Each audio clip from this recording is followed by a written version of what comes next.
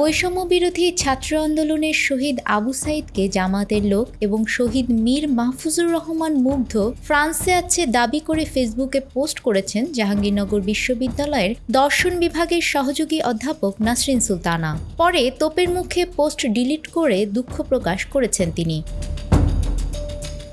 শনিবার রাতে নিজের ফেসবুক আইডিতে নাসরিন সুলতানা লেখেন, কিছুদিন আগে একজন মেসেজ দিয়ে বলল সবাই আবু সাইদের কবরে যায়, কিন্তু মুগ্ধর কবরে যায় না কেন?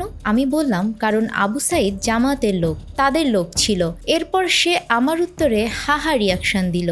হাহা রিয়াকশনের অর্থ আমি তখন বুঝিনি। কাল একজন বলল মুগ্ধর লাশ কবরের নাকি হদিস পাওয়া যায়নি, মুগ্ধর পরিবার নাকি কোনো মামলাও করেনি, মুগ্ধর ভাই নাকি বিদেশে ঘুরে ফিরে ছবি আপলোড করে বেড়াচ্ছে। তিনি আরও লেখেন, আজ শুনলাম মুগ্ধ নাকি ফ্রান্সে, নিজের কানকে তো বিশ্বাস করতে পারছি না। এই পোস্টের পর শিক্ষার্থীদের তোপের মুখে তা ডিলিট করেন তিনি। এরপর আরেকটি পোস্টে তিনি লেখেন, আমার আগের স্ট্যাটাস অনেকের কাছে কনফিউশন তৈরি করেছে বলে ডিলিট করা হলো। আমি শুধু লোকজন আমাকে কি বলেছে সেটা বলেছি, আমি নিজের কোনো মতামত দেইনি। কারো মনে আঘাত দিয়ে থাকলে আমি দুঃখিত।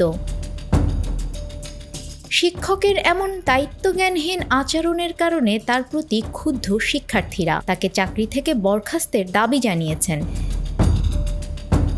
এ বিষয়ে জানতে নাসরিন সুলতানার সঙ্গে মোবাইল ফোনে একাধিকবার যোগাযোগ করা হলেও তিনি সাড়া দেননি। জানা গেছে তিনি দেশের বাইরে আছেন, কানাডার সাসকাচুয়ান প্রদেশে যাচ্ছেন বলে মঙ্গলবার ফেসবুকে এক স্ট্যাটাসে জানিয়েছেন। নাসরিন সুলতানা 2011 সালে দর্শন বিভাগে প্রভাষক হিসেবে যোগদান করেন। নিউজ ডেস্ক, আমাদের সময়।